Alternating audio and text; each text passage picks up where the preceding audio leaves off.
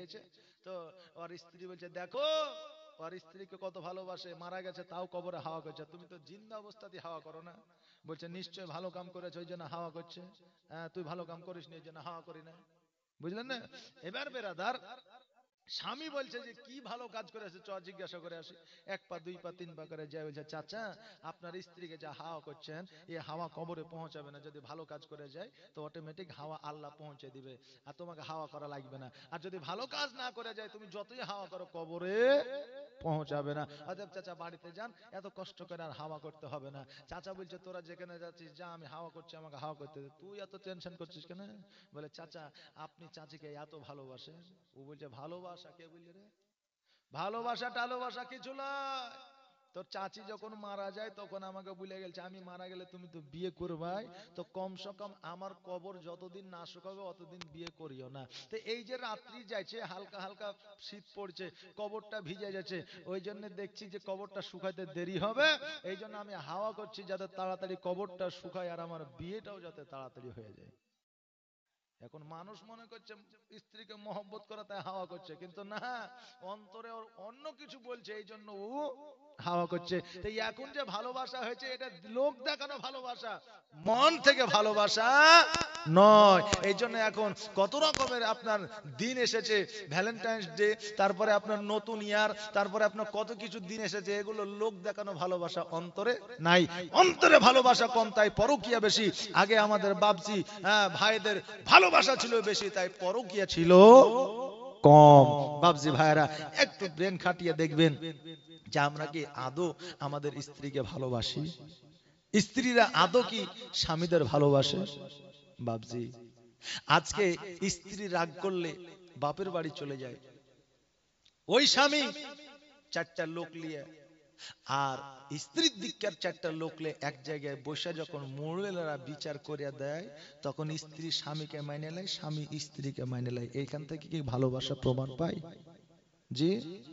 স্বামী আর স্ত্রীর যদি কোনো ঝামেলা হয় বা কোনো যদি মনোমিলন হয় বা স্বামী আর স্ত্রীর মধ্যে যদি কোনো রকম ভাবে কথাবার্তা হয়, যদি একে অপরের প্রতি যদি একটু কি বলে মানে অনীহার সৃষ্টি হয়, তো ভালোবাসা থাকলে ওই স্বামী আর স্ত্রী কিন্তু সেটাকে মিটমাট করে নিতে পারে না। পারে না? পারে। অপরের কথায় যখন স্বামীর প্রতি মহব্বত বাড়ে এটাকে ভালোবাসা বলে না। আর যে স্ত্রী স্বামীকে মন থেকে প্রাণ থেকে ভালোবাসবে, টুক করে ঝামেলা হলেই স্বামীর বাড়ি ছেড়ে বাপের বাড়ি যেতে পারে না। বাবাজি ভাইয়েরা আমার মায়েরা, ভালোবাসা কাকে বলেন একবার দেখেন। আপনারা বলবেন হুজুর গো আমার খাদিজাতুল কুবরা রাদিয়াল্লাহু তাআলা আনহা বিয়ের প্রস্তাব পাঠিয়েছিলেন আমার নবীর কাছে, তো আমার নবী আমার খাদিজা তো প্রেম আমার নবীকে করেছে, আর প্রেম করে তো বিবাহ খাদিজাতুল কুবরা রাদিয়াল্লাহু তাআলা আনহা করেছে। তো জগতের অনেক যুবক আছে বলে হুজুর আমরা কেন প্রেম করতে পারবো না? যে অনেক যুবক আছে বুঝলেন, এখন তো অনেকের বুদ্ধি বিদ্যা বুঝলেন কম্পিউটার চাইতে ফাস্ট নাকি বলেন। এখন বাচ্চা ছেলেগুলো পর্যন্ত কম্পিউটার চাইতে ফাস্ট, মানে আপনার আমার চাইতে মনে বেশি জানে। যে আমার মোবাইলে বুঝলেন এই যে ফটোগুলো এডিট করছে, আমি তো জীবনও পারবো না, আমাকে যদি 24 ঘন্টা টাইম দেয় তাও পারবো না। কিন্তু আমার একটা ছেলে আছে বুঝলেন 8 বছর, আমার একটা বেটা আছে, ওর হাতে মোবাইল পড়লে কিভাবে যে এডিট ফিডিট করে দিয়েছে আমি নিজেও জানি না।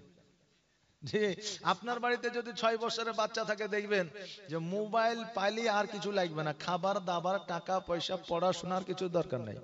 জি কথাটা বাস্তব না অবাস্তব? বাস্তব। তো এই দেখেন এখনকার বাচ্চারাও হচ্ছে ইন্টেলিজেন্ট। জি তো এখনকার যুবকরা বলছে হুজুর আমি কেন পারবো না? এই যুবক শুনে নাও, আমার খাদিজাতুল কুবরা রাদিয়াল্লাহু তাআলা আনহা আমার নবীজির অলৌকিক দৃশ্য দেখেছিলেন, আমার নবীজির সমস্ত ভালো ভালো কাজকর্মগুলো খাতার পাতায় লিখে রেখেছিলেন, কিন্তু মনের ভাব কোনোদিন প্রকাশ করে নাই। মনের ভাব প্রকাশ করেছেন একজন আপনার ঘটকের মাধ্যম দিয়ে, একজনের মাধ্যম দিয়ে, তাও আবার নবীর কাছে পাঠিয়েছিলেন, অভিভাবকের কাছে গিয়েছে, তারপরে আপনার বিবাহ হয়েছে। এবার বিবাহ হয়েছে তা আপনার মোহরানাও দিয়েছে, কিন্তু এখন বর্তমানে তুমি তো তোমার ওই গার্লফ্রেন্ডকে ভালোবাসো না, তার শরীরকে ভালোবাসো। তুমি তার গার্লফ্রেন্ডকে ভালোবাসে না, বা তোমার ভালোবাসার মহিলাকে ভালোবাসে না, তুমি তার শরীরকে ভালোবাসো। আজকে বর্তমানে ঠিক তেমনই হচ্ছে যে আপনার ভালোবাসা নারী আর পুরুষ করছে, আর এই 14 ফেব্রুয়ারিতে গোলাপ ফুল দিয়ে একে অপরের মধ্যে সম্পর্ক তৈরি করছে। তার 10 দিন পরে 20 দিন পরে বুঝলেন মেয়েরও খোঁজ নাই আর ছেলেরও খোঁজ নাই। লাস্ট পর্যন্ত একটা কেস হচ্ছে, তার বাড়িতে ধর্ণা ধরছে।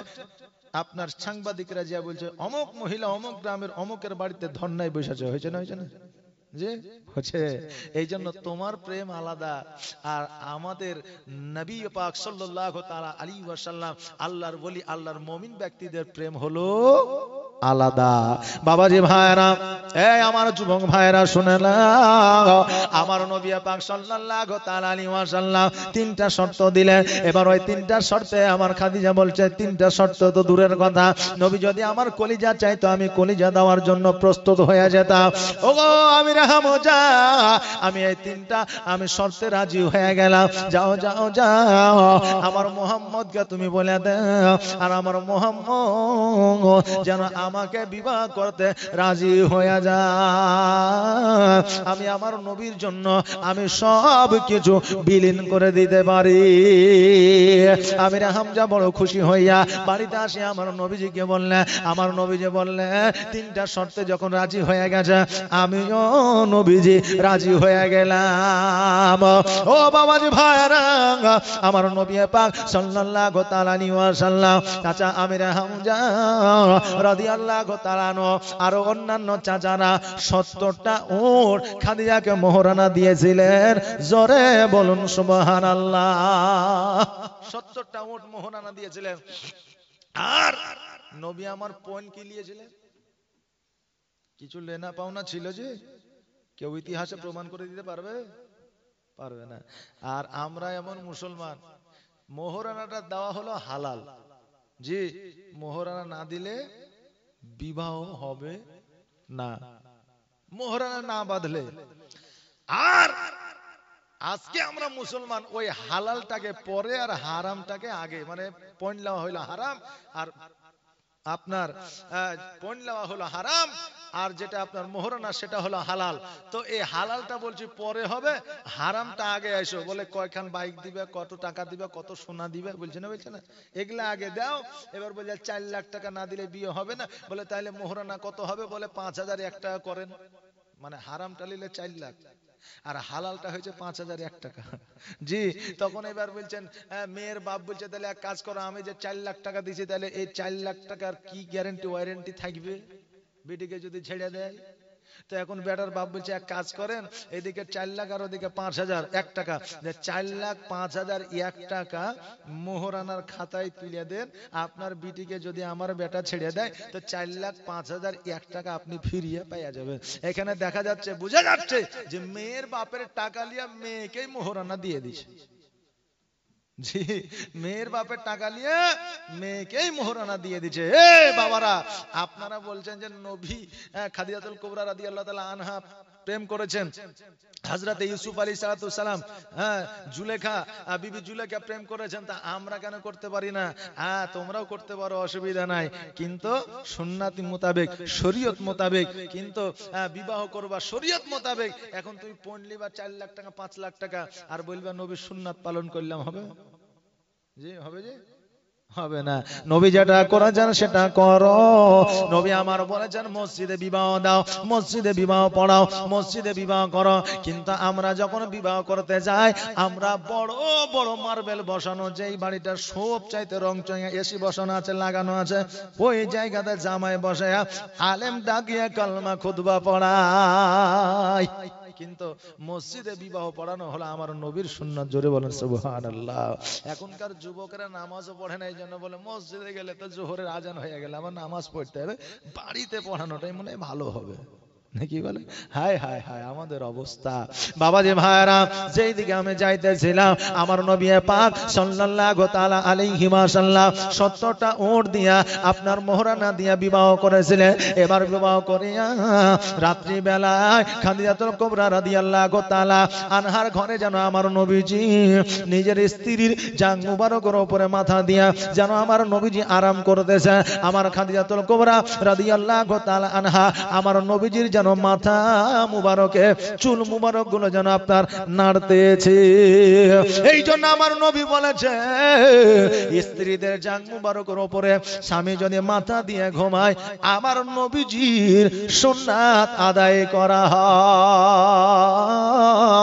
শুধু এটাই নয়, স্ত্রী যদি রান্না করে, স্বামী যদি সহযোগিতা করে, এটাও আমার নবীজির সুন্নাত আদায় করা হয়। শুধু এটাই নয়, স্বামী আর স্ত্রী একই কম্বলের তলে, একই ব্ল্যাঙ্কেটের তলে সারা রাত, অর্থাৎ যতক্ষণ পর্যন্ত ঘুমাবে ততক্ষণ পর্যন্ত আমার আল্লাহ তাবারাক তাআলা তাদের নেকির খাতায় নেকি লিপিবদ্ধ করবে।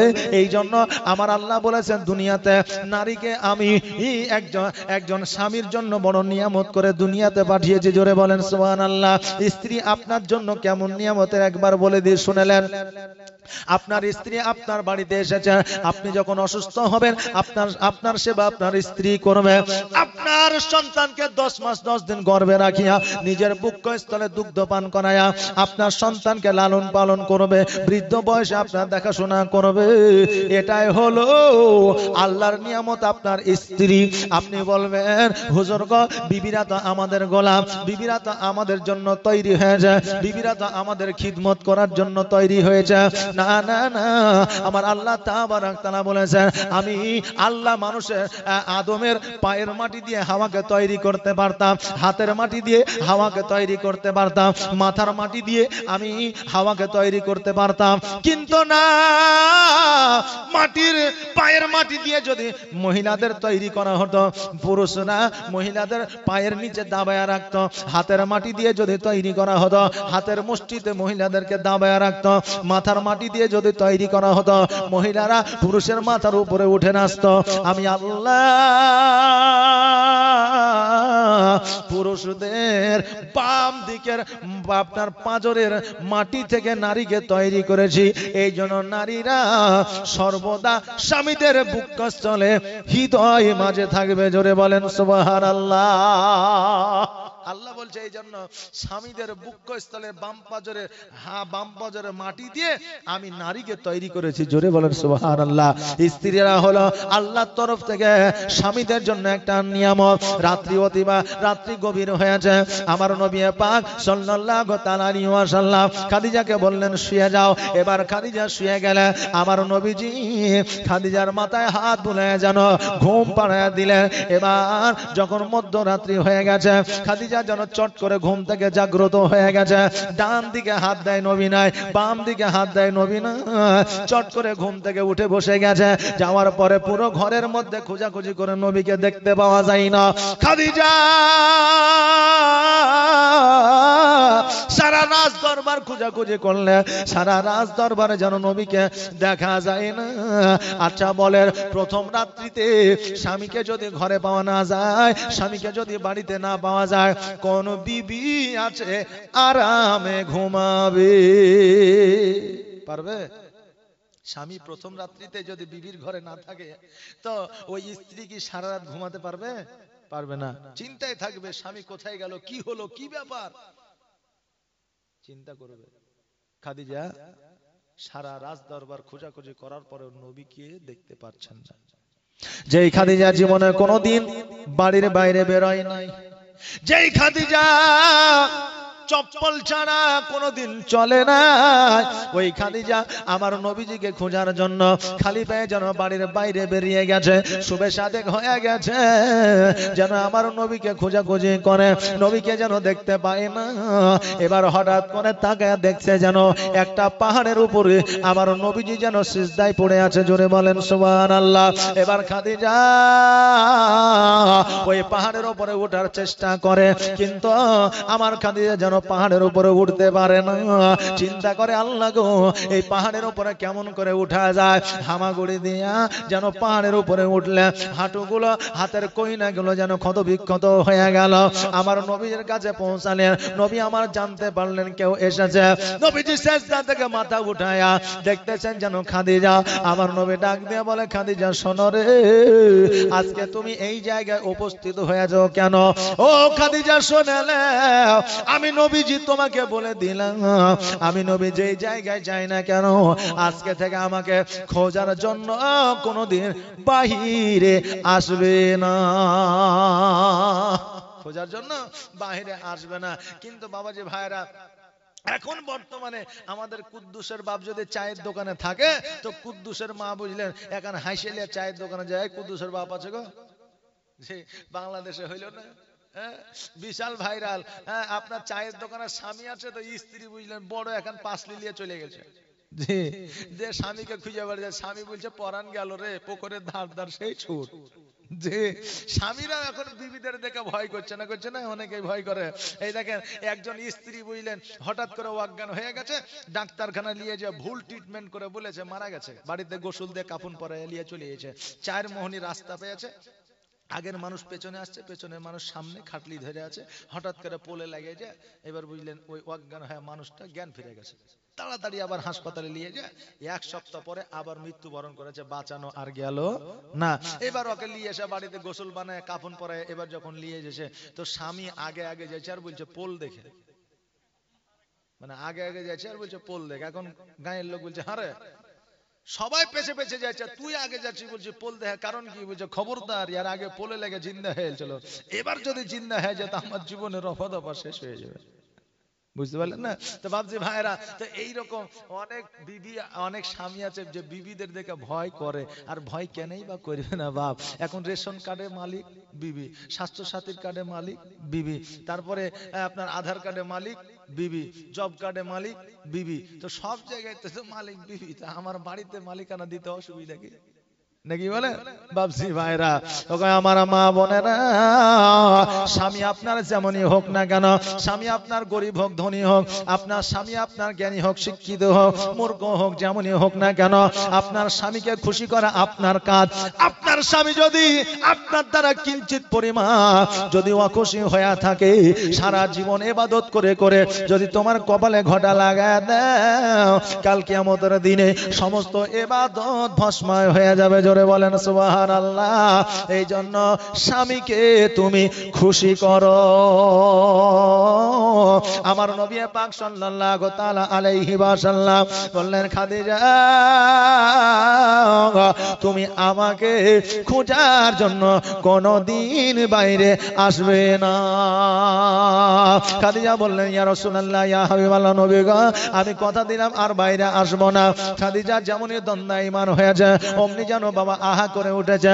নবী আমার বললেন, খাদিজা আওয়াজ কেন করো? খাদিজা বললে, হুজুর গো পাহাড়ের উপরে আমি হামাগুড়ি দিয়ে উঠেছে, আমার হাঁটু আর কহিনাগুলো ক্ষত বিক্ষত হয়ে গেছে। আমি যখন দ্বন্দ্ব ঈমান হলাম তখন ওই জায়গাতে আঘাত লাগলো। আমার নবীজি বললেন, কোন জায়গা?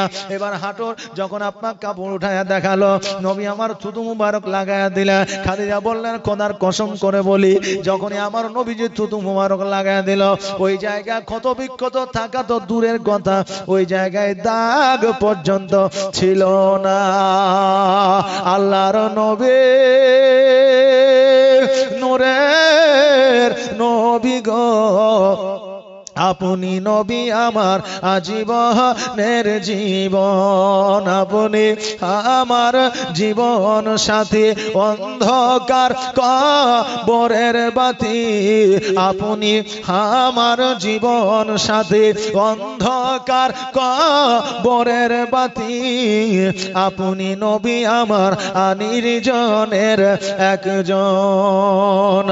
আল্লাহর নবী নূরের নবী গো, আপনি নবী আমার আজীবনের জীবন।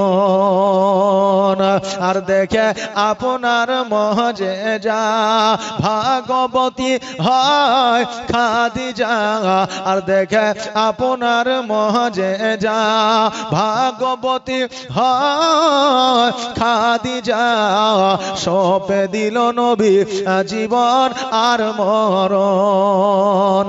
আল্লাহর নবী নূরের নবী গো আপনি নবী আমার জীবনের জীবন, আপনি আমার জীবন সাথী, অন্ধকার কবরের বাতি, আপনি নবী আমার নির্জনের একজন।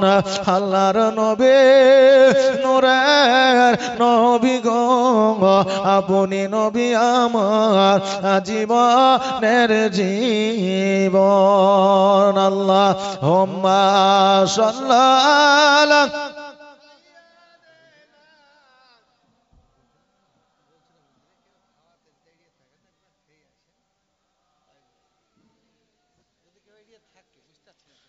মৌলানা মুহাম্মদ। ও বাবাজি ভাইরা,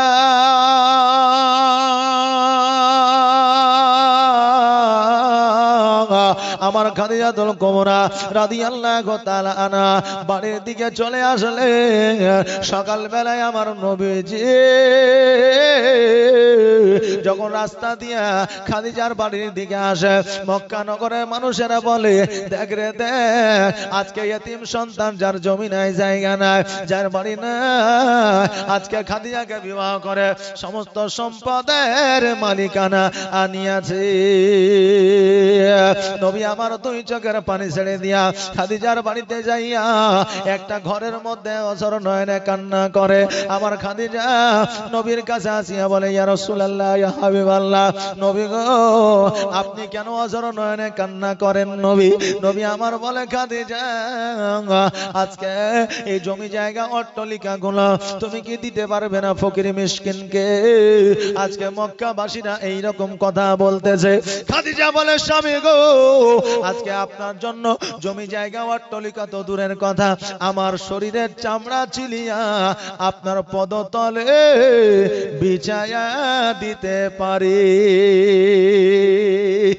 খাদিজা বলছেন, নবী গো জমি জায়গা অট্টালিকা তো দূরের কথা, আপনার খিদমতে আমি আমার শরীরের চামড়া পর্যন্ত বিছায় দিতে পারি।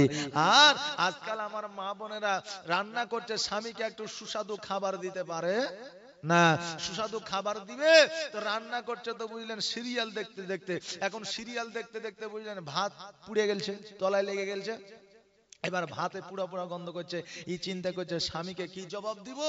এবার স্বামী যখন খেতে বসেছে তখন বলছে যে, হারে এই যে খাবার তুই দিয়েছিস তো খাবারে তো পুরা পুরা গন্ধ করছে, বুঝছে তুমি শিক্ষিত আর হইতে পারলে না। স্ত্রী বলছে, তুমি আর শিক্ষিত হইতে পারলে না, মূর্খ তো মূর্খই থেকে গেলে। বলে কেন? বলে তান্দুরি রুটি খেয়েছো? বলে খেয়েছি। বলে তান্দুরি রুটি পুরা পুরা গন্ধ করে না? বলে করে। বলে খেতে স্বাদ আছে? হ্যাঁ আছে। বলে এটা হচ্ছে তান্দুরি ভাত করেছি, খেতে হলে খাও, না খেলে না খাও। যে এইদিকে ও সিরিয়াল দেখতে দেখতে বুঝলেন রান্না করে পুড়ে গেছে, এখন কি বলবে, স্বামী তো ধরে মারবে। তো এই জন্য বলছে তান্দুরি রুটি খেয়েছো, আজকে তান্দুরি ভাত খেয়ে এলো। বাবাজি ভাইরা, আমার খাদিজা বলতেছে, আমি আমার শরীরের চামড়া নবীর খিদমতে বিছায়া দিতে পারে। আমার নবী বললেন, খাদিজা আজকে তোমার যত সম্পদ আছে সমস্ত সম্পদ তুমি ফকির মিসকিনদের মধ্যে বিলি বন্টন করে দাও। আমার খাদিজা সমস্ত সম্পদগুলো ফকির মিসকিন এতিমদের মধ্যে বিলি বন্টন করে দিলে। আমার নবী পাক সাল্লাল্লাহু তাআলা আলাইহি ওয়াসাল্লাম খাদিজাতুল কুবরা রাদিয়াল্লাহু তাআলা আনহা গেলইয়া খেজুর গাছের চাউনি করিয়া, খেজুর পাতার চাউনি করিয়া, আপনার খেজুরের ছাল দিয়া বালিশ বানায়া আমার খাদিজাকে লইয়া আমার নবীজি রাত্রি অতিবাহিত করতেন। জোরে বলেন সুবহানাল্লাহ। ওই খেজুরের ছালের বালিশ বানায়া আমার নবীজি আরামের ঘুম ঘুমাইছে। আর এখন তোষকের উপরে শুইয়া আপনার স্পঞ্জের বালিশ মাথায় দিয়া ঘুম আসে না। প্রতি রাত্রে একটা করে ট্যাবলেট লাগাইতে হয়। আরে আমাদের শরীরে বুঝলেন এমন একটা জিনিস ঢুকে গেছে, ঘুম ঢুকে গেছে, যে রাত্রিবেলায় ঘুম আরামের হয় না। এত সুন্দর বিছানা, এত সুন্দর খাট, ৮০, ৯০, ১.৫ লাখ ২ লাখ টাকা দিয়ে খাটই লিয়েছে, কিন্তু রাত্রে ওকে ঘুমানোর জন্য ঘুমের ওষুধ খেতে হয়। জি, ঘুমানোর জন্য ঘুমের ওষুধ খাইতে হয়। আমার নবীজি বলতেছে খাদিজা আজকে খেজুর গাছের ছাউনিতে খেজুরের ডাল নিয়ে খেজুরের ছালে মাথায় দিয়ে তোমাকে ঘুমাইতে হয়। আজকে আমি নবীজি তোমাকে আমি অট্টালিকা দিতে পারি নাই, তোমাকে আমি বিছানা দিতে পারি নাই, আরামদায়ক বিছানা দিতে পারি নাই।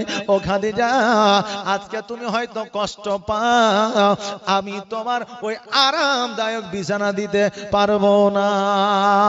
খাদিজা বলতেছেন নবী গো আজকে আমার বাপের দেওয়া যে অট্টালিকায় শান্তি পেয়েছি, আজকে অত সুন্দর বিছানায় যে শান্তি পেয়েছি, আজকে এই খেজুর গাছের ছাউনিতে তার চাইতে 1000 গুণ বেশি শান্তি পাই। নবীর প্রেমে পাগল হইলে, নবীর প্রেমে পাগল হইলে আল্লাহ তাআলা খুশি। নবীর দরুদ পড়ো দিবানিশির, জোরে বলেন সুবহানাল্লাহ। নবীর প্রেমে পাগল হইলে, নবীর প্রেমে পাগল হইলে আল্লাহ তাআলা খুশি। নবীর দরুদ পড়ো দিবানিশি, নবীর দরুদ পড়ো দিবানিশি। ও কি নবীর প্রেমে পাগল হইলে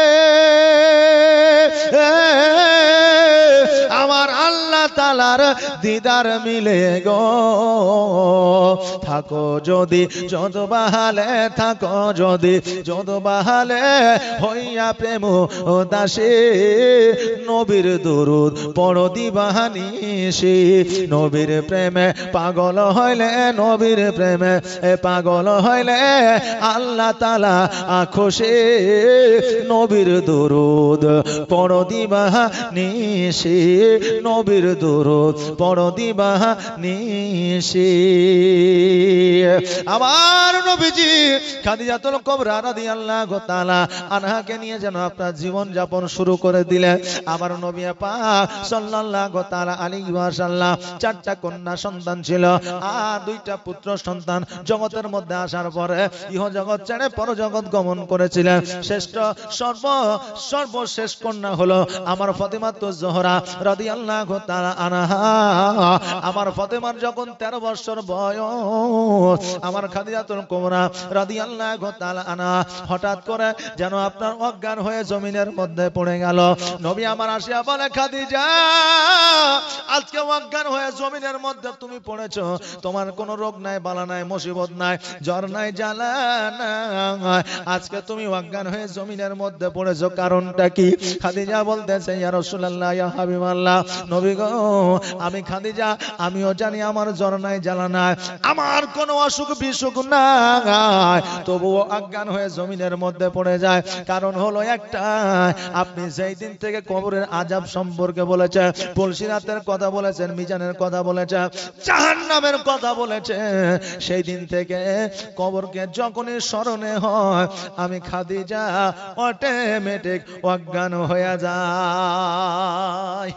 যখনই কবরের কথা শুনি আমি খাদিজা অটোমেটিক অজ্ঞান হয়ে যায়। বাবজি ভাইরা, আর আজকে আমরা যখন কবরের কথা শুনি তো তখন আমাদের জোশ আরো বেড়ে যায়, নাকি বলে? আমাদের জোশ আরো বেড়ে যায়। আমরা মনে মনে বলি যে কবরে যাই হয়ে যাক, জগতের মানুষ তো দেখতে পাবে না, বলি না? কিন্তু জগতের মানুষ সবাই দেখতে পাবে, জগতের মানুষ সবাই দেখতে পাবে, কবরে কে জাহান্নামে আছে সেটাও দেখতে পাবে। অতএব সাবধান হয়ে যান, হুঁশিয়ার হয়ে যান। আমার খাদিজা বলতেছে হুজুর গো আমি মনে হয় আর জগতের মধ্যে থাকবো না, আমি জগৎ থেকে বিদায় নিয়ে কবরে চলে যাব গো নবী। যারা মুমিন হয়, মুত্তাকিন হয়, সলিহ হয়, পরেশগার হয়, তাদের মওত কখন হবে এটা বোঝার আল্লাহ ক্ষমতা দিয়ে দেয়। জোরে বলেন সুবহানাল্লাহ। আমার আল্লাহ বলেছে খুলিকাল ইনসানু যায়ফা, বান্দারে জগতের মধ্যে আমি মানুষকে অতি দুর্বল করে পাঠিয়েছি, একটা সময়সীমা লিপিবদ্ধ করে পাঠিয়েছি। যখন তার সময়সীমা সমাপ্ত হয়ে যাবে আমি আল্লাহ তার মৃত্যু ঘটাবো। খাদিজা বললেন ইয়া রাসূলুল্লাহ, ইয়া হাবিবাল্লাহ, নবী গো, আমি জগৎ থেকে বিদায় নিয়ে কবরে চলে যাব। ওগো নবীজি, আমাকে যখন আপনি বিবাহ করেছিলেন তিনটা শর্ত দিয়েছিলেন, আমি খাদিজা মেনে নিয়েছিলাম। আজকে আমি খাদিজা, আজকে আমিও তিনটা ওসিয়ত করে যেতে চাই। এই ওসিয়ত, এই তিনটা ওসিয়ত আমার কি পূরণ করবে? আমার নবীজি বললেন খাদিজা রে, আজকে তিনটা ওসিয়ত তো দূরের কথা, 3000 ওসিয়ত করলে আমি ওই 3000 ওসিয়ত তোমার পূরণ করে দিব। খাদিজা বললেন ইয়া রাসূলুল্লাহ, আমার 3000 ওসিয়তের দরকার না, আমার তিনটা ওসিয়ত পূরণ করলে আমি খাদিজা খুশি হয়ে যাব। জোরে বলুন সুবহানাল্লাহ। আর আমার মা বোনেদের যত দিবেন ততই বলে লাগবে। জি, খাদিজা বলছে তিনটা দিলেই হবে, 3000 লাগবে না। আর আমাদের মা বোনদের বললেন ঈদে কাপড় দিয়েছেন, জামা দিয়েছেন, তারপরেও আবার কুরবানিতে না দিলে হবে না। শুধু এটাই নয়, আপনার ছেলেকে আপনার শাশুড় দিয়েছে, শ্বশুর দিয়েছে, শাশুড়ি দিয়েছে, আপনার বাপ দিয়েছে, মা দিয়েছে, হ্যাঁ, এইদিকে বুঝলেন পাড়া প্রতিবেশী মানে ভাইরা থাক, শালি থাক, যেই থাক দিয়েছে, কিন্তু আপনি যতক্ষণ না দিবেন আপনার বিবি খুশি হবে না। যে সবাই দিলে এটা তো আলাদা ব্যাপার, তুমি কি দিয়েছো? যে তোমাকে একটা লাগবে, এত থাকার পরেও তাদের হয় না। আজকে বুঝলেন, এদেরকে যদি কসমেটিকের দোকানে নিয়ে যাওয়া হয়, তো এরা প্রথমে বলবে যে সত্যি বলছি, 200 টাকা 300 টাকার বিল করব, বেশি হবে না, বেশি কিছু নিব না, একটা লিপস্টিক নিব আর একটা ওই চুল গুজা একটা কি বলে রবার্ট নিব, হ্যাঁ, তাছাড়া গাডার নিব, তাছাড়া কিছু নিব না। আর যেমনই বুঝলেন ঢুকে যাবে স্টেশনারি আপনার কসমেটিকের দোকানে বুঝলেন, আর উনি বাড়াবার সময়তে বলবে যে বিল দেওয়া যাবে কত, বলে 1700। 200 টাকা বলে ঢুকেছে আর বাড়াচ্ছে 1700 টাকায়, বুঝলেন না? এর পছন্দ আপনার হইতেই থাকে, হইতেই থাকে, হইতেই থাকে, এদের পছন্দের শেষ না। বাবা যে ভাইরা, ওই আমার মা বোনেরা, তোমরা শুনে নাও, লিপস্টিক, আলতা আর টিপ, মাস্কারা আর হচ্ছে আপনার কি বলে নখ পালিশ, ঠোঁট পালিশ দেওয়া যাবে কিনা, এটা আমি আপনাদের শেষের দিকে বলে দিয়ে যাব।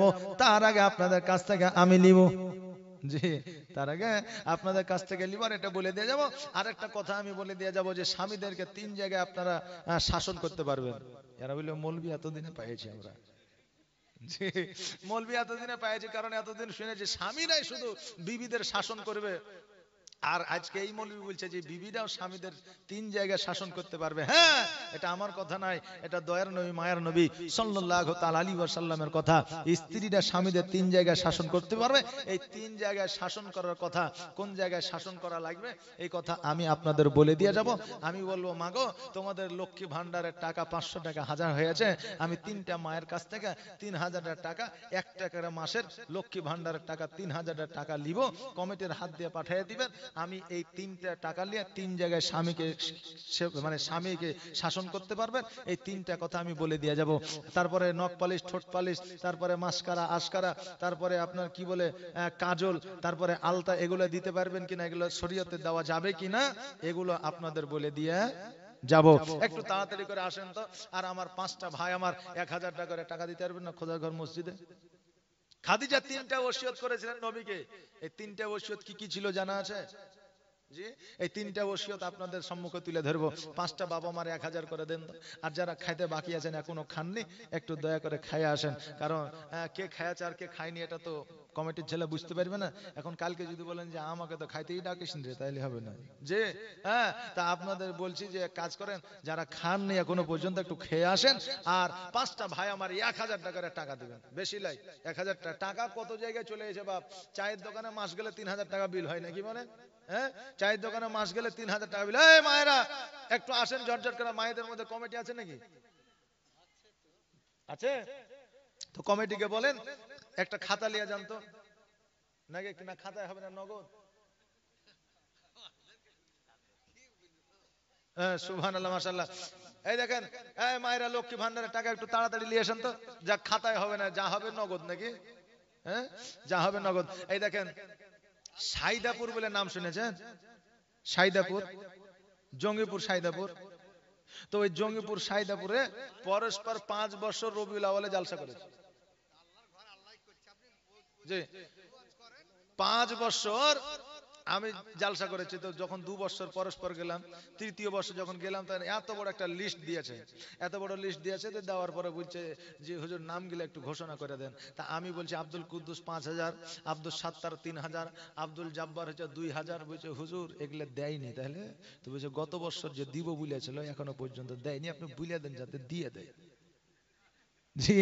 তো এই যেন লেখালেখি হইলে আবার কিছু কিছু জায়গাতে এরকমও হয়, বুঝলেন? তো লেখালেখি দরকার নাই, আমাকে বলেছিল যে একটু টাচ দিবেন, যদি মানুষ দেয় তাহলে দিবে, না দেয় না দিবে। এইরকম কমিটির দিক থেকে তরফ থেকে ছিল। তো ভাবছি 100 টাকা করে দিতে পারবেন না?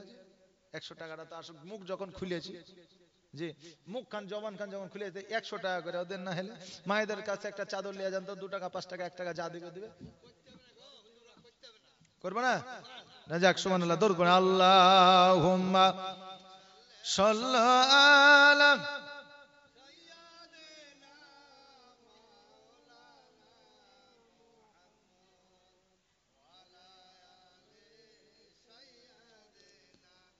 মাওলানা মুহাম্মদ সাল্লি আলা মুহাম্মাদিন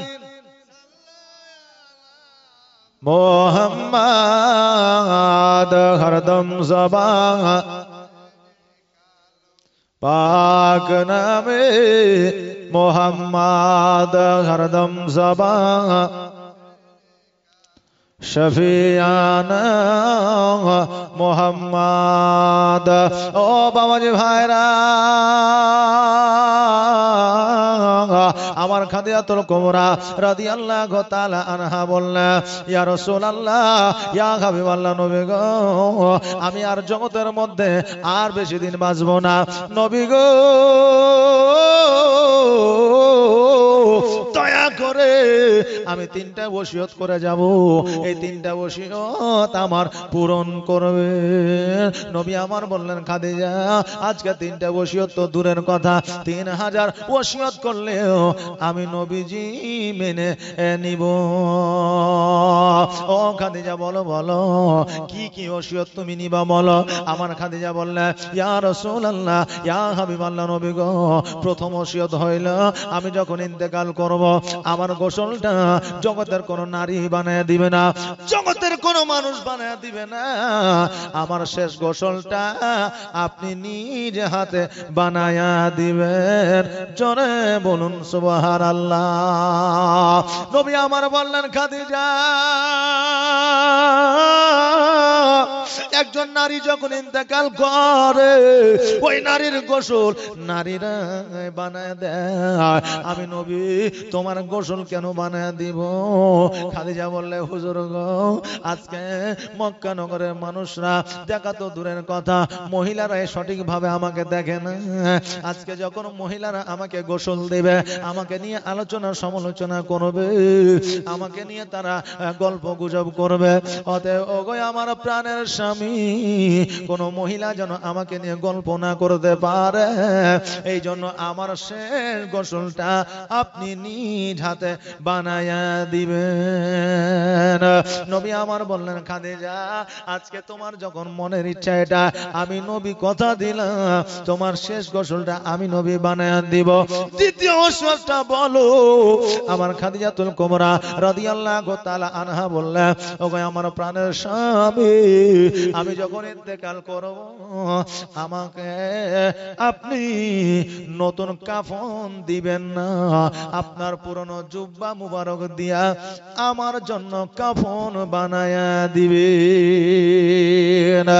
আমার নবীজি বললেন, খাদিজা, আজকে তোমাকে আমি বিবাহ করিয়া তোমার অট্টালিকা সম্পদ, তোমার সমস্ত কিছু বিলি বন্টন দান করে দিয়েছে, তোমাকে আমি নতুন পোশাক সঠিকভাবে দিতে পারি নাই।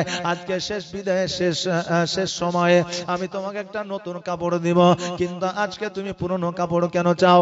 আমার খাদিজাতুল কুবরা রাদিয়াল্লাহু তাআলা আনহা বলেন, ইয়া রাসূলুল্লাহ, ইয়া হাবিবাল্লাহ, নবী গো, দাইয়া কালবি নামক একজন আপনার সাহাবী ছিল। ওই দাইয়া কালবি একটা নয়, দুইটা নয়, 101টা কন্যাকে মরুভূমিতে পুঁতে হত্যা করে দিয়েছিল। ওই দাইয়া কালবির গায়ে আপনার চাদর মুবারক জড়াইয়া দিয়েছিলেন। আর সমস্ত সাহাবীরা বলেছিল আজকে ওই দাইয়া কালবের গায়ে আপনার চাদর কেন দিলেন, আমাদের চাদর থাকতে। আপনি বলেছিলেন শোনো রে, আজকে যত সাহাবী আছে তোমাদের চাদর দিলে তার জন্য জাহান্নামের আগুন হারাম হইতো না। আমি নবী তার গায়ে যখন চাদর জড়ায় দিয়েছি তার জন্য জাহান্নামের আগুন হারাম হয়ে গেছে। নবী গো, আজকে আপনার শরীরের যদি চাদর মুবারক জুব্বা মুবারক যদি আমার শরীরে কাফন হয়ে যায়, আর কবরে ডান দিকের মাটি বাম দিকের মাটি চাপ দিতে পারবে না, জাহান্নামের আগুন আমাকে পুড়াইতে পারবে না। এই জন্য আপনার পুরানো জুব্বা মুবারক দিয়া আমার কাফন বানায়া দিবে। ও বাবাজি ভাইরা, এই জুব্বা মুবারক সবার নসিবে সবার ভাগ্যে আমার নবীজির জুব্বা মুবারক জোটে না। বয়স কর্ণী নামক একজন পাগল ছিল, আমার নবী প্রেমে পাগল হইয়া সমস্ত দাঁতগুলোকে ঝরায়া দিয়েছিল। আর আজকে ওই পাগল আমার নবীজির জুব্বা পেয়েছিল। আমার খাদিজাতুল কুবরা রাদিয়াল্লাহু তাআলা আনহাকে আমার নবীজি বললেন, খাদিজা আজকে যখন তুমি আমার জুব্বা মুবারক চাও, আমি নবী কথা দিলাম শোনো রে, আমার জুব্বা মুবারক দিয়ে তোমার কাফন বানায় দিব। তোমার তৃতীয় ওসিয়তটা বলো। খাদিজা বললেন, ইয়া রাসূলুল্লাহ, ইয়া হাবিবাল্লাহ, নবী গো, আমি যখন ইন্তেকাল করব জগতের মানুষ যেন আমাকে কবরে না নামায়, আপনি কবরে আমাকে নামাবে। আর আমাকে কবরে নামানোর পরে আল্লাহর দরবারে একটু দোয়া করে দিবে যাতে আল্লাহ আমার কবরে জান্নাতের বিছানাটা বিছায়া দেয়। নবী আমার বললেন, খাদিজা আমি তোমাকে কবরে নামাবো, কারণটা কি? আমার খাদিজা বললেন, ইয়া রাসূলুল্লাহ, আপনি জীবনে দুইটা কবরে নেমেছেন, আমার কবর দিয়ে আপনার তিনটা কবর নামা হবে। প্রথম কবর আপনার চাচি ফাতেমার কবরে নেমেছিলেন, দ্বিতীয় কবর আপনার চাচা আমিরে হামজার কবরে, আর তৃতীয়টা হলো আমার। আপনি যে কবরগুলোতে নেমেছেন গো নবী, যেই কবরে আপনার পায়ের ছোঁয়া লেগেছে ওই কবরে আমার আল্লাহ জান্নাতের বিছানা বিছায়া দিয়েছে। ইয়া রাসূলুল্লাহ, এই জন্য আপনি আমার কবরে নামবেন, আমাকে আপনি কবরে নামাবেন। নবী গো,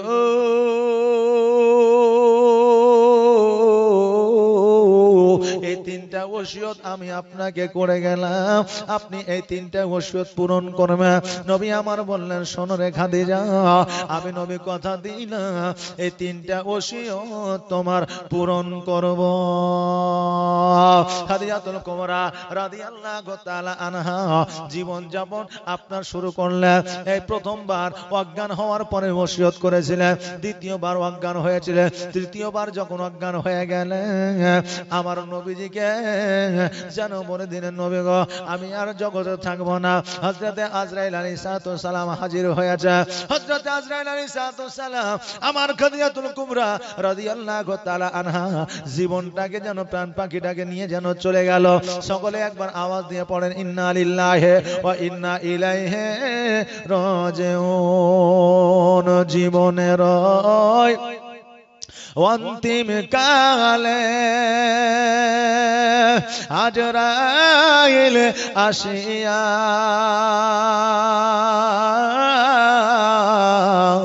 সোনার জীবন যাবে রে লইয়া, সোনার জীবন যাবে রে লইয়া। এত যত্নে যারে তুমি ঘরেতে রাখিলে,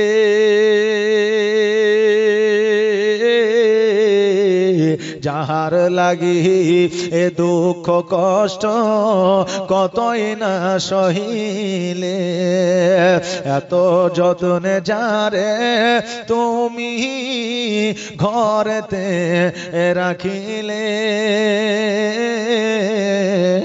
যাহার লাগি এ দুঃখ কষ্ট কতই না সহিলে, আর আজ তোমার ফাঁকি দিয়া, আজ তোমার ফাঁকি দিয়া গেল রে ওরিয়া,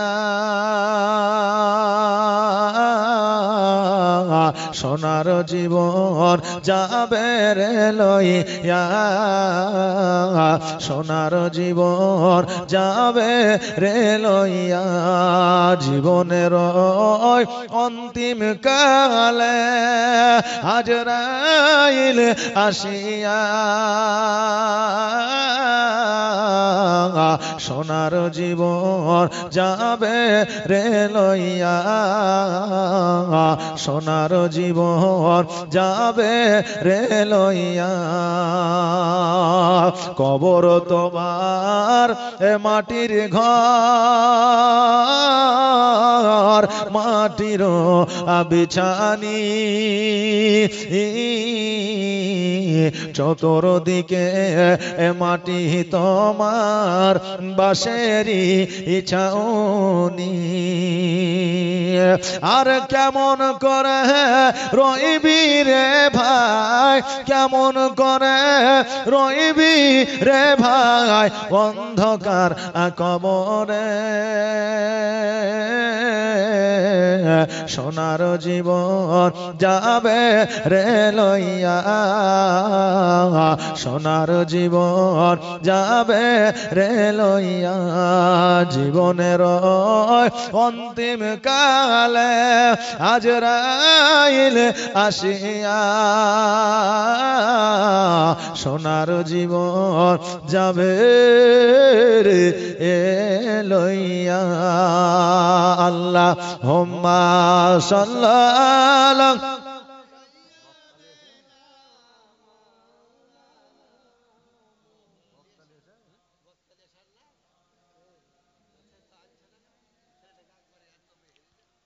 মৌলানা মুহাম্মদ সাল্লাল্লাহু আলাইহি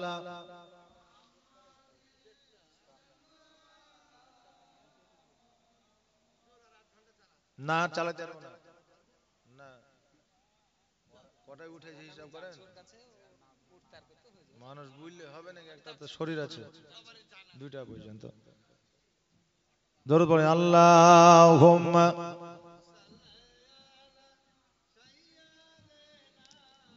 মৌলানা মুহাম্মদ ওয়ালা মৌলানা মুহাম্মদ। ও বাবাজি ভাইরা, আমার খাদিজাতুল কুবরা রাদিয়াল্লাহু তাআলা আনহা ইহ জগৎ ছেড়ে যেন বাবা পর জগৎ গমন করলেন, এমন অবস্থায় আমার নবী পাক সাল্লাল্লাহু তাআলা আলাইহি ওয়াসাল্লাম যেন বাবা নিজ হাতে গোসলটা বানায় দিলেন। গোসল বানায় দেওয়ার পরে আমার খাদিজাতুল কুবরা রাদিয়াল্লাহু তাআলা আনহাকে আমার নবীজি কাফন পরায়া দিলেন। ওই কাফন পরায়া কবরস্থানে লইয়া গেলে আমার নবীজি যেন আমার খাদিজাকে কবরস্থানের মধ্যে লইয়া যায়, কবরের মধ্যে আমার নবীজি নামাইলেন। নবীজি নামানোর পরে আমার আল্লাহর দরবারে হাত দোকানে ওঠে বলে, আল্লাহ যেই খাদিজা সম্পদ দিয়েছে, জমি জায়গা দিয়েছে, ইসলামের জন্য কত না কষ্ট করেছে, ওগো আল্লাহ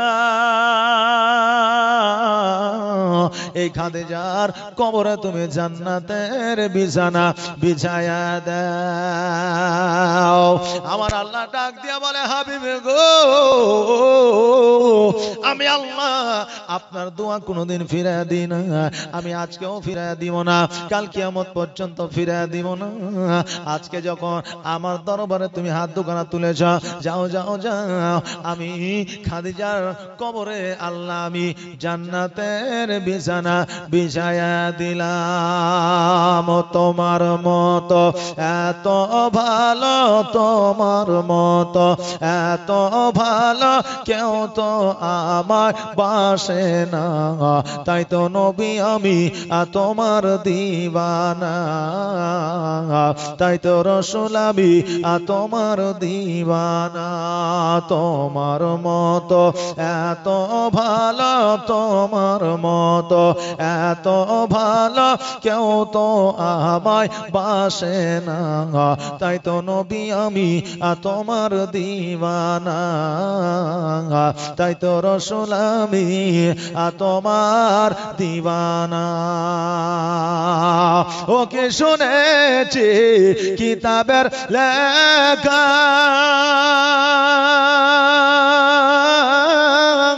নবী ছাড়াই আমার জীবন ফাঁকা গো।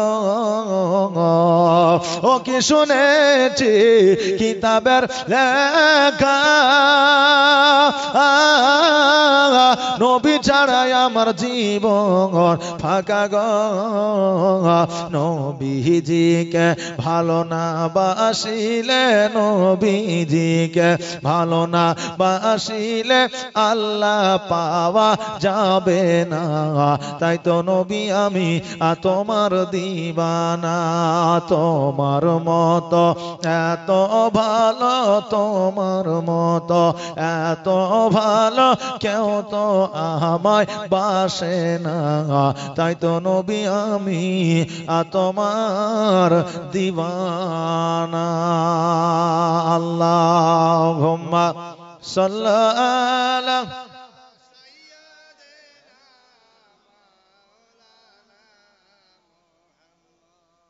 ওয়ালা আলে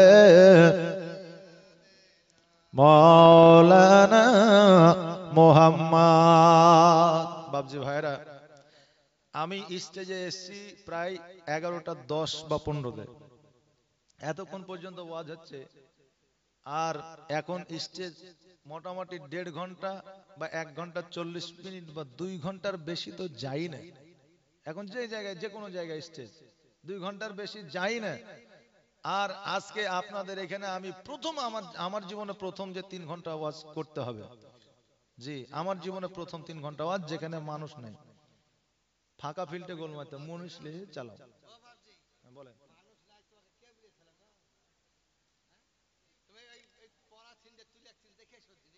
আচ্ছা, আমি দেখতে পাচ্ছি সে মানুষ থাক, কিন্তু ঘটনা হয়েছে একটা বক্তাকে এত, এই শেষের বক্তা যিনি আসবেন, আমি জানি এখান থেকে অর্ধেক মানুষ কাটবে, তাহলে ওকে ও কি বকবে, ও কি শোনাবে মানুষকে? বলে ও মানুষকে কি শোনাবে? সুবহানাল্লাহ, মাশাআল্লাহ। জি বলেন। বক্তা নিয়ে আসেন ভাই, বক্তা নিয়ে আসেন। দরুদ পড়ে আল্লাহুম্মা সাল্লি আলা মাওলানা মুহাম্মাদ ওয়া আলা আলে মাওলানা মুহাম্মাদ। আমার খাদিজাকে দয়ার নবী, মার নবী সাল্লাল্লাহু তাআলা আলাইহি ওয়াসাল্লাম যখন বাবা কবরের মধ্যে নামায় দিয়া জান্নাতের বিছানা বিছায়া দিলা, আমার নবীজি আমার খাদিজাতুল কুবরা রাদিয়াল্লাহু তাআলা আনহার কবরে আপনা মাটি দিয়া, আমার নবীজি একদিন নয়, 2 দিন নয়, 5 দিন নয়, 7 দিন নয়, আমার নবীজি 7 দিন পর্যন্ত ওই খাদিজার কবর থেকে অন্য কোথাও যাই নাই। জোরে বলেন সুবহানাল্লাহ। খাদিজার কবর থেকে অন্য কোথাও যায় না। আমার নবীজি 7 দিন পর্যন্ত কিছু খায় না। আমার আল্লাহ ডাক দেয়া বলে, হাবিব গো, আমার খাদিজার কবর গায়ের মধ্যে 7 দিন রয়েছে, আজকে আপনি যদি এইভাবে খাদিজার কবরের পাশে থাকেন, আমি আল্লাহ কিয়ামত দিয়ে দিব, জগৎ আর আগে বাড়াবো না। আমার নবীজি বলে, আল্লাহ, জগতের মধ্যে আমার আসার উদ্দেশ্য হলো ইসলামের প্রচার ও প্রসার করা। ওগো আল্লাহ, আজকে থেকে আমি খাদিজার কবরের পাশে থাকবো না, আমি নবীজি ইসলামের প্রচার প্রসার করার জন্য বাহির হয়ে যাব, চলে যাব। আর আজকে আমাদের মা বোনেরা স্বামীদের এত ভালোবাসা দেয় যে স্ত্রী মারা গেলে তার পরের দিনই বিয়ে করার জন্য বরযাত্রী নিয়ে বেরিয়ে যায়, যে বরযাত্রী নিয়ে বেরিয়ে যায়। বাপজি ভাইরা, এখন স্বামীর পায়ের নিচে স্ত্রীদের জান্নাত, আর পিতামাতার পায়ের তলে সন্তানদের জান্নাত। মৌলভী সাহেব ওয়াজ করলো যে স্বামীর পায়ের তলে জান্নাত, আর এক মহিলা যে স্বামীর পায়ের তল খুঁড়তে আরম্ভ করেছে। এখন স্বামী বলছে যে হ্যাঁ রে, তুই আমার পায়ের তল খুঁড়ছিস, কারণ কি? এই জালাল নাই, এটা কি বলছে, গ্রামটার নাম কি? খলিলাবাদ। খলিলাবাদে জালসা হয়েছে, তুই আর আমার পায়ের তল খুঁড়ছিস রাতের বেলায়, কি ব্যাপার? তো বলছে তুমি বকিও না, চুপ করে থাকো, নাহলে তোমার খবর আছে। এখন ও দেখছে যে তাই তো, স্বাস্থ্য সাথীর কার্ডেও মালিক, রেশন কার্ডেও মালিক, তারপরে লক্ষ্মী ভান্ডারেও মালিক, তারপরে আধার কার্ডেও মালিক, সব জায়গায় যখন মালিক, তা আমিও মালিকানা দিয়ে দিলাম, তোর যেমন যাই তাই কর। এখন এক মাজা খুঁড়ার পরে ও যখন আইলে গেলছে, তখন চুপ করে বসে আছে বিবি। এখন স্বামী বলছে, বিবি কি ব্যাপার, চুপ করে বসে আছিস, কারণ কি? ও বলছে যে হুজুর বললো যে স্বামীর পায়ের তলে জান্নাত, তাই এসে খুঁড়তে আরম্ভ করেছি। তাই আজকে জান্নাত যতক্ষণ না দেখবো অতক্ষণ পর্যন্ত আমি খুঁড়া বন্ধ করব না। এখন স্বামী বলছে, খেপি কোথাকার, খুঁড়ে কি জান্নাত পাবি? আমার হাত পাটা একটু টিপ সেবা যত্ন কর, তবে জান্নাত পাবি। তো বিবি বলছে ওইরকম জান্নাতের দরকার নেই, মানে ওইরকম জান্নাত তো লিবে না। আর আজকাল বুঝলেন আমাদের মায়েরা তো এত মডার্ন, ছেলে মেয়েদের বুঝলেন, ছোট ছোট বাচ্চাদের এমন এমন কথা শিখাচ্ছে বুঝলেন, হ্যাঁ, যে এমন এমন বাক্য শিখাচ্ছে বুঝলেন, যে বাপে ঠিকঠাক বুঝতে পারে না। বাপ চেন্নাই আছে, বাপ কলকাতায় আছে, এইদিকে বুঝলেন আব্বাকে ড্যাডি শিখাইছে, মাকে মাম্মি শিখাইছে, যে খালাকে ফুপুকে পিসি শিখাইছে, খালাকে মাসি শিখাইছে, বুঝলেন না? এইরকম শিক্ষা দিয়েছে, বাপই বুঝতে পারে না। এই দেখেন একটা বাচ্চা ছেলে যখনই মায়ের কাছে যায় তখনই বলে যে মা পেশাব ফিরবো, যে সহজ ভাষায় বলে। এখন মা বলছে আমাকে তো এই কথাটা শুনে লজ্জা লেগেছে, 10টা মানুষের শুনছে, তো এক কাজ করবে, যখনই তোর পেশাব চাপাবে তখনই বলবে যে গান করব। যখনই পেশাব চাপাবে তখনই বলবে যে গান করব। ঠিক আছে, বাপ ছিল বিদেশে, হঠাৎ করে জালসা গ্রামে এসেছে, এবার মা গেলছে জালসা শুনতে, ছেলে বুঝলেন বাপের কাছে আছে, যে ছেলেটা খুব জ্বালাচ্ছে, তুমি দিয়ে রাখো, আমি জালসাটা শুনে আসি, মৌলানা পিয়ারুল ইসলাম এসেছে ভগবান কথা থেকে, তো ওয়াজ কান মোটামুটি ভালোই লাগছে, তো একটু শুনে আসি, তুমি একটু নিয়ে থাকো। এবার মা এসেছে জালসায়, এখন ছেলের কিন্তু মধ্যরাত্রিতে পেশাব চাপে, যে বলছে আব্বা গান করবো। এখন বাপ বলছে যে হ্যাঁ রে, দেশে জালসা হয়েছে আর এত রাতে গান করবি, তার মানে? তো বলছে না, গান করবো। যাই ছাপা, চুপ করে শুয়ে থাক, জালসার দিনে গান করবো, গান করবো করিস না। বেটার আসলে তো পেশাব চাপাইছে, তো ওর পেশাব চাপাইলে তো আর থাইমে রাখতে পারছে না। ও বলছে আব্বা গান করব। তখন বলছে শোন, তোকে যখন এত ধমকে ধমকে কাজ হইলো না, তো গান যখন করবি, তো তখন এক কাজ কর, আমার কানে কানে আস্তে আস্তে কর। গান যখন বলবি বা গান যখন করবি, তো আমার কানে আস্তে আস্তে কর। বেটা বুঝলেন চেন খুলে দিয়েছে বাপের কানে। বাপ বলছে যে এইটা কি করছিস রে? তো বললে যে এটাই তো গান করছে। বলে গান করছি মানে? তো হ্যাঁ, মা শিখিয়ে দিয়েছে যে যখনই তোর পেশাব চাপে তখনই বলবি গান করব। তো হচ্ছে এই গানের এই গান যে করবি, তো এটা তো আমি জানতাম না। তা আমার মায়েরা এখন বুঝলেন মডার্ন, ছেলেদের এমন শিক্ষা দিচ্ছে বুঝলেন, যে শিক্ষায় হ্যাঁ আমাদের যুব সমাজের, আমাদের বাচ্চাদের ক্ষতি হচ্ছে, লাভ হচ্ছে না। বাপজি ভাইরা, আগে কত সুন্দর নাম রাখতো, আব্দুল জব্বার, খলিলুর রহমান, তারপরে হাফিজুর রহমান, তারপরে আপনার মুস্তাকিম, তারপরে আপনার লালন, তারপরে আপনার গোলামে মুস্তফা, তারপরে গোলাম নবী, এইরকম নাম রাখতো না? আর এখন বর্তমানে বুঝলেন ভেটু, রেন্টু, সেন্টু, তারপরে আপনার হচ্ছে কি বলে রকি, জকি, তারপরে টকি, বুঝলেন না, রিঙ্কি, রিয়া, রেবি, বেবি, বুঝলেন না, এইরকম নাম। এটা ভালো শরীয়তি নাম নাই। আর আজকাল নাম রাখার জন্য আলেম ওলামার কাছে যাইতে হয় না। একজন যুবকের সন্তান হয়েছে, প্রথম হয়েছে মেয়ে, আলেমের কাছে গেলে হুজুর আমার বহুত দিনের নিয়ত স্বপ্ন যে একটা সন্তান হবে, আপনার কাছে নাম জেনে নিব। বলে কি নাম রাখবেন? বলে একটু মডার্ন দেখে রাখেন, মডার্ন। ইমাম সাহেব বলছে যাও তোমার মেয়ের নাম হলো ফাতেমা, বলছে চলবে না। বলো যাও তোমার মেয়ের নাম খাদিজা, বলছে এটাও চলবে না। তোমার মেয়ের নাম ফাতেমা তু জোহরা, বলে এটাও চলবে না।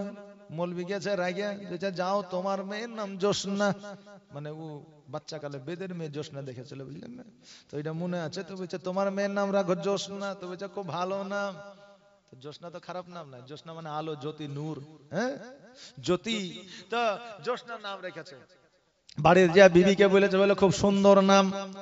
এবার বললেন পরস্পর 4টা সন্তান হয়েছে, পুত্র সন্তান। পরস্পর নাম রাখতে হয়েছে মৌলবীর কাছে। মৌলবী জানে যে টেহা নাম জানা ভালো নাম রাখে না। প্রথম বেটার নাম রেখেছে, বলো তোমার প্রথম বেটার নাম ছেঁড়া। বলছে ঠিক আছে, ভালো নাম। জি। তারপরে যেই বেটা, বলে মেজো বেটার নাম রেখেছে আপনার বাসি, মেজো বেটার নাম রেখেছে ফুটে, আর সেজো বেটার নাম রেখেছে বাসি, আর ছোট বেটার নাম রেখেছে লাঠি। এরকম নাম নাই? আছে তো। জি। এবার একটা মেয়ে যখন বড় হয়, আপনাদের গ্রামে বিবাহ দেয়, এক গ্রাম থেকে আরেক গ্রাম দেয় না? দেয়। ওই জোসনা কিন্তু বড় হয়েছে। এবার বুঝলেন ভগবান গোলা থেকে আপনাদের এই জায়গাতে ওই বৌমা দেখতে এসেছে। দেখতে আসার পরে পছন্দ হয়েছে, দিন করেছে। এবার যেই দিনটায় খাওয়া দাওয়া বেশ ভালো হয়, সেই দিনটাকে বলা হয় পানসিন্নি বা ধুইলাপা। পানসিনি বা ধুইলাপা। ওই দিনে কিন্তু আপনার বাড়িতে এসেছে। আসার পরে এবার লেনদেন পাওনা টাওনা সবকিছু হয়ে গেছে। এবার বলছে বাড়ির মালিক, দাওয়াত থাকলে আপনারা সব বসে খাওয়া দাওয়া করে যাবেন। সবাই তো এসেছে খাওয়া দাওয়া করার জন্য। পানসিনিতে আগে যারা খানেওয়ালা প্লেয়ার ছিল তাদেরকে নিয়ে যাওয়া হতো, তাই না? যারা বেশি খাইতে পারে, এখন বেশি খাওয়ার প্লেয়ার নাই, খাইতেও পারে না। আর একটু বেশি খাইলে বুঝলেন কালকে সুগার হয়েছে, পরশুদিন থাইরয়েড হয়েছে, তারপরে কোলেস্ট্রল হয়েছে, কত রকম ব্যাপার নাকি? এই বাবাজি ভাইরা, এবার বলছে আপনাদের দাওয়াত থাকলো, আপনারা বসেন। বলে ঠিক আছে, সবাই হাত মুখ ধুতে গেছে। এবার অনেক যুবক এসে হাজির হয়েছে। এবার বলছে বেটা ছেড়া পাটি গুলো লিয়াই। যুবকরা বলছে আর বাড়িতে মনে গোটা পাটি নাই নাকি রে?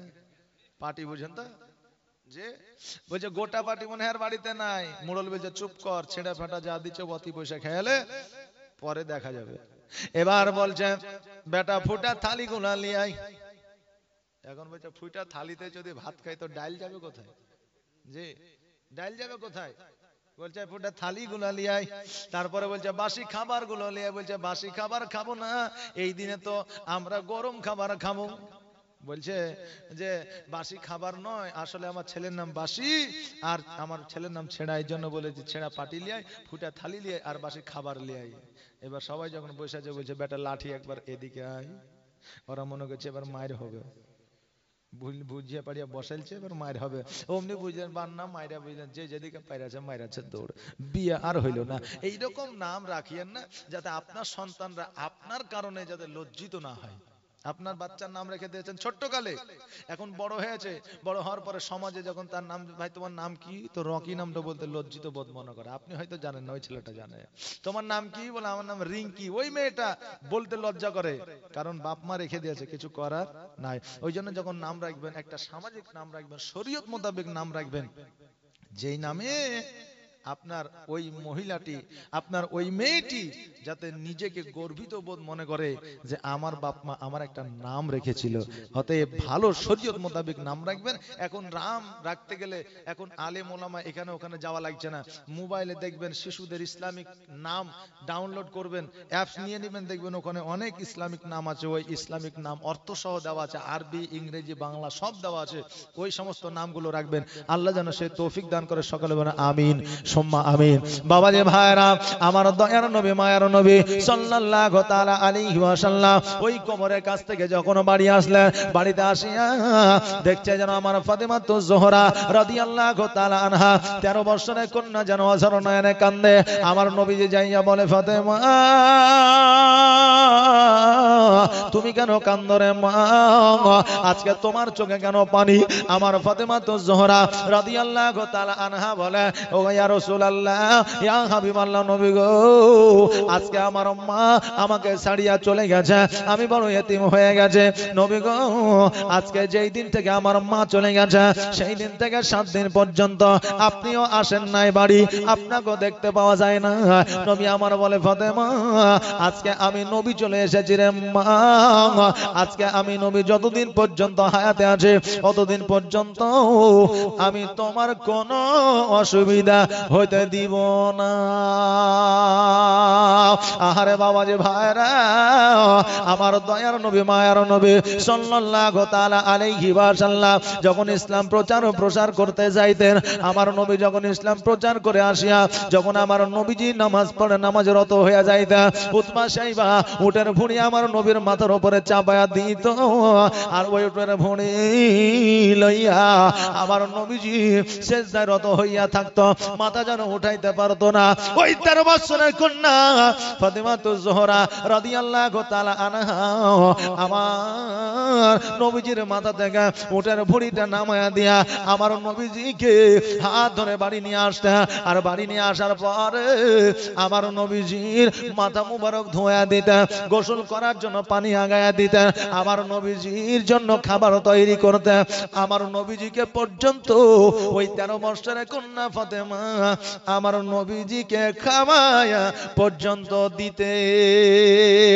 আর এখন বাপ মাঠে থেকে কাজ করে আসিয়া যদি এখন আপনার মেয়েকে কন্যাকে বলে বেটি রে এক গ্লাস পানি নিয়ে আয়, অমনি মেয়ে বাপের মুখের উপরে কথা বলে দেয় কি যে তুমি নিয়ে খাইতে পারছো না, তুমি কি দেখতে পাইছো না যে আমি কাজ করছি, যে তুমি কি দেখো না আমি কাজ করছি। এই মা, আজকে তোমার বাপ তোমার জন্য কত কষ্ট করে জমিতে ফসল ফলায়, কত কষ্ট করে চাষবাস করে, কত কষ্ট করে বিদেশে থাকিয়া টাকা উপার্জন করে নিয়ে আসে, কারো উদ্দেশ্যে নয় রে মা, তোমাদের উদ্দেশ্যে নিয়ে আসে যে আমার সন্তান আদি ভালো খাবে, ভালো পড়বে, আমার কন্যার সঠিক জায়গায় একটা ভালো পরিবারে বিবাহ হবে। আর আজকে তোমার ওই বাপের একটু খিদমত করতে পারো না, এর মতো দুর্ভাগ্যবান আর জগতে কেউ থাকতে পারে না। কারণ হইল আমার নবীজি পবিত্র রমজান মাসে খুতবা দিতে উঠছেন, এবার আমার নবীজি তৃতীয় খুতবায় উঠলেন, আর আমার নবীজি 3 বার আমিন বললেন। আমাদের দেখবেন যখন ইমামরা খুতবা দেয় দ্বিতীয় খুতবায় বসে খুতবা দেয়, কিন্তু আমার নবীজি যখন খুতবা দিতেন তখন তৃতীয় মিম্বারের তৃতীয় সিঁড়িতে বসে আমার নবীজি খুতবা দিতেন। তৃতীয়বার যখন উঠলেন তৃতীয় আপনার মিম্বারে 3 বার আমিন বললেন। সাহাবীরা বললেন হুজুর 3 বার আমিন বললেন কারণটা বুঝলাম না। আমার নবী বললেন শোনো, যারা রমজান পেল রোজা রাখলো না তারা যেন ধ্বংস হয়ে যায়, যারা পিতা মাতা পেল পিতা মাতার খেদমত করলো না তারা যেন ধ্বংস হয়ে যায়, যারা নামাজ পেল রোজা পেল তারা নামাজ পড়লো না রোজা করলো না তারা যেন ধ্বংস হয়ে যায়। ফারিস্তা দোয়া করতেছিল, আমি নবী আমিন বলেছি, জোরে বলুন সুবহানাল্লাহ। অতএব পিতামাতা পেয়েছো, ওই পিতামাতার খেদমত করো, ওই পিতামাতার সেবা করো। ওই পিতামাতা তোমার প্রতি যদি নারাজ হয়ে যায়, যদি 1 বার নয় 2 বার নয় 10 বার যদি হজ করিও, ওই হজ তোমার কাজে লাগবে না। ও বাবাজি ভাইরা, আমার মা ফাতেমাতুজ জোহরা রাদিয়াল্লাহু তাআলা আনহা আমার নবীজির জন্য রান্না বান্না করে বাড়িতে রাখতো। আমার ফাতেমা নবীজির যেন খিদমত করতো। যখন আমার নবীজি প্রচার প্রসারে যাইতো, ফাতেমাতুজ জোহরা বাড়ির বাইরে দাঁড়ায়া দাঁড়ায়া আমার নবীর পথে যেন দাঁড়িয়ে থাকতো।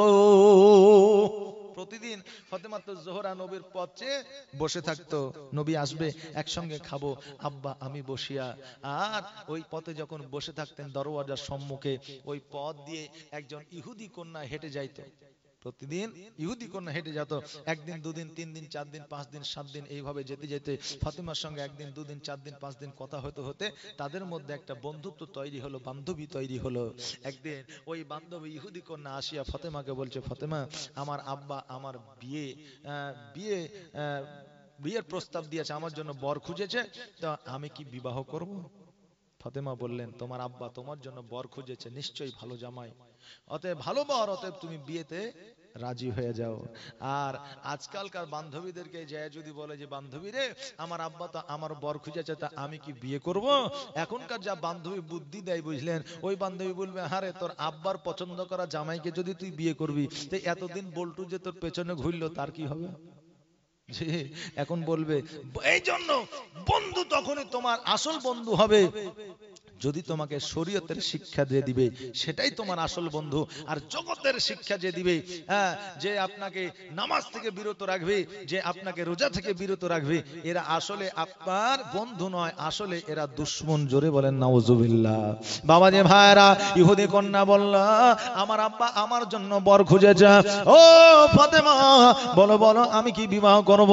আমার ফাতেমা তো জোহরা রাদিয়াল্লাহু তাআলা আনহা বললেন, তোমার আব্বা যখন তোমার জন্য বর খুঁজেছে নিশ্চয় ভালো হবে, অতএব তুমি বিবাহ করে নাও। ইহুদি কন্যা বলল, শোনো গো, আজকে আমি যদি বিবাহ করি তাহলে আমি তুমি না গেলে আমি বিবাহ করব না, আমার বাড়িতে তোমাকে যেতে হবে। আমার ফাতেমা তো জোহরা রাদিয়াল্লাহু তাআলা আনহা বললেন, ও ইহুদি কন্যা শোনো, আমার আব্বা তোমার আব্বার বড় দুশমন। আজকে আমি যদি তোমার বিবাহে যাই, তোমার আব্বা আমাকে অপমানিত করবে, লাঞ্ছিত করবে, অতএব আমি তোমার বিবাহে যাব না। ওই ইহুদি কন্যা বলল, না না না, আমার বাপের কাছ থেকে আমি অর্ডার নিয়ে নিব, অনুমতি নিয়ে নিব। এবার বলল ঠিক আছে।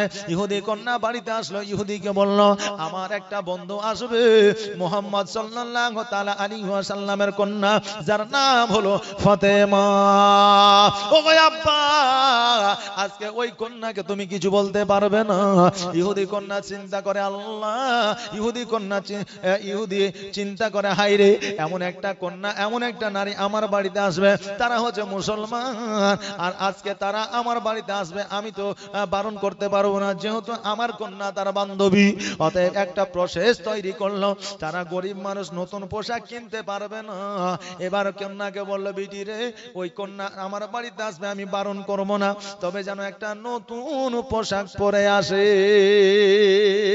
ইহুদি মনে মনে ভাবছে যে নতুন পোশাক কিনতেও পারবে না আর আমার বাড়ি আসতেও পারবে না, যেহেতু তারা গরিব মানুষ। এবার ইহুদি কন্যা কিন্তু বুঝতে পারলো না যে গরিবী হালাতটা কেমন, কারণ ও তো জীবনে কোনোদিন গরিবী হালাতে দিন পার করে নাই, বুঝলেন না। ফাতেমার কাছে আসিয়া বলল, ও ফাতেমা, আমার বন্ধু রে, আমার বাড়িতে তুমি যাইবা শুক্রবারের দিন একটা নতুন পোশাক পরিয়া। ও ফাতেমা, আমি ইহুদি কন্যা কথা দিলাম, তুমি যদি আমার বিয়েতে না যাও, আমি ইহুদি কন্যা জীবনে বিবাহ করব না। এই বলিয়া যেন বাবা চলে গেল। আমার ফাতেমা চিন্তায় চিন্তিত, আল্লাহ গো, আমার বাড়িতে একবেলা খাওয়ার মতো টাকা নাই, পোশাক কিনিব কোথা থেকে? নবী আমার বাড়িতে আসলেন, আসার পরে ফাতেমাকে দেখিয়া বলল, ফাতেমা, আজকে তোমার মনটা কেন ভারী, তোমার চোখে কেন পানি, তুমি কেন কান্না করো রে মা? ফাতেমা বললে, ইয়া রাসূলুল্লাহ, ইয়া হাবিবাল্লাহ, নবী গো, আজকে ইহুদি কন্যা আমাকে বলেছে আমি তার বিয়েতে না গেলে সে বিবাহ করবে না, তবে একটা শর্ত দিয়েছে, নতুন পোশাক পরে যেতে হবে। আব্বা গো, আমার তো নতুন পোশাক নাই। আমার নবীজি বললে, ফাতেমা, তুমি কেন চিন্তা করো, তুমি যাও যাও 2 রাকাত নফল নামাজ পড়ো আর আল্লাহর কাছে পোশাক চাও, আল্লাহ তোমাকে পোশাক দিয়ে দিবে। ও বাবাজি ভাইরা, আমার মায়েরা, এবার কিন্তু বাবাজি ভাইরা, আমার ফাতেমা তো জোহরা আপনার পরিষ্কার পরিচ্ছন্ন হলেন, ওযু বানাইলেন, ঘরে গেলেন, 2 রাকাত নামাজ আদায় করলেন। নামাজ আদায় করার পরে আল্লাহর দরবারে দোয়া করলেন, আল্লাহ, আমাকে একটা পোশাক দিয়ে দাও। আজকে পুরানো পোশাক পরে যদি ইহুদির বাড়িতে যায়, আমার ইহুদির বাড়িতে যদি যায়, ইহুদি কিন্তু আমাকে অপমান করবে। আমি যদি অপমানিত হয়, আমার নবী অপমানিত হবে, আর আমার নবী যদি অপমানিত হয়ে যায়, আল্লাহ তুমি সহ্য করতে পারবে না। অতএব আল্লাহ গো, একটা পোশাক তুমি আমাকে দিয়ে দাও। আমার আল্লাহ তাবারক তাআলা একটা পোশাক জিবরাইল আলাইহিস সালামের মাধ্যম দিয়ে পাঠাইলেন। ওই পোশাকটা পরিধান করিয়া আমার ফাতেমা যেন ইহুদির বাড়িতে যেন চলতে আরম্ভ করলেন। এইদিকে ইহুদি সবাইকে বলে রেখেছে, শোনো রে, ও আমাদের লোকেরা, ফাতেমা যখনই পুরনো পোশাক পরে আসবে, ওই ফাতেমাকে তোমরা অপমান করবা। নারে তাকবীর, নারে রিসালাত, মাসলাকে আলা হযরত। এই দেখেন বক্তা আপনাদের সম্মুখে চলে এসেছে, সুবহানাল্লাহ, মাশাআল্লাহ। এই দেখেন ইনি হচ্ছেন আখেরি বক্তা, মানে শেষ বক্তা, প্রধান বক্তা।